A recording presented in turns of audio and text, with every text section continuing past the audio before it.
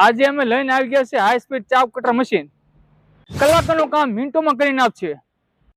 જેની અંદર high carbon સ્ટીલની 4 બ્લેડ આપેલી છે, જેની અંદર ચારાની સાઈઝ નાના મોટી કરવા ગિયરબોક્સની સિસ્ટમ પણ આપેલી છે. જેની તો વાત કરીએ તો આપણે આમાં કોપર વાઇન્ડિંગની 3 હોર્સ પાવરની મોટર આવશે અને જેમાં 1 વર્ષની વોરંટી આપવામાં આવશે.